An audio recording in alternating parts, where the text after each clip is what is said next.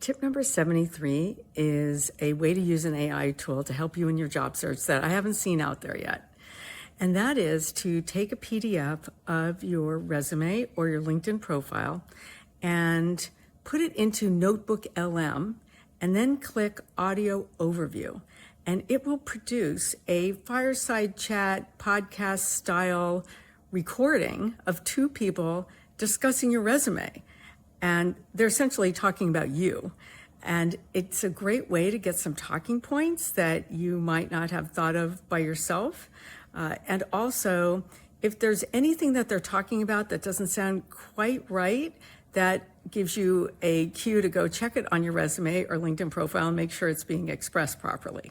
So, hope that's helpful. I was really excited to discover it. Tip number 74 has to do with those of you thinking about relaunching your career into starting your own business. And I don't want to discourage you too much, but I want you to be realistic and not romanticize entrepreneurship. I recently heard Scott Galloway talk about this. I recently heard Carly and Danielle from the Skim talk about this, but I've long held this idea that don't romanticize entrepreneurship, because if you're going to pursue a business idea, you need to be prepared for a financial roller coaster. If you're independently wealthy or you have some finances saved up or you're not the primary breadwinner, then maybe you can try entrepreneurship as a way of relaunching your career, but expect that you will have a delayed income.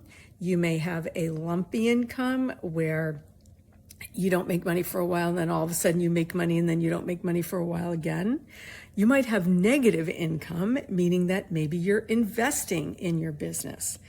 But all of those take a lot of, obviously, financial commitment and also a mental and emotional demand for moving through that difficult journey of starting a company. So if you're already working and considering a career break going forward to pursue an entrepreneurial idea, don't quit your day job. And if you're on career break thinking about using entrepreneurship as a way back in, make sure you're doing that, understanding what the financial commitments will be. Tip number 75 is to consider working for an organization that you volunteered for. And I'll give you two examples, one here in tip 75, and then I'll give you a second different example in tip number 76. But this example is a bilingual social worker who took a 25-year career break, one of the longest career breaks that we have in our community. And she was volunteering at a social services organization near where she lived. And after she was doing that for several years, someone who was kind of mentoring her there said, you should really apply for an open role here when one comes up. And a role came up for a social worker who was Spanish speaking. And I should note that she kept her social work licensure up during that entire 25-year period. So that's something else that you should think about, not letting a credential expire. So she ended up taking that role and was in that role for 7 or 8 years, really successfully, before she ultimately decided to retire. Tip number 76 is the second example of considering returning to work at an organization where you volunteer. And this is a situation where a lawyer who took a long career break and during that time did a lot of work in her town on the school board and in other roles that were advocacy roles for people.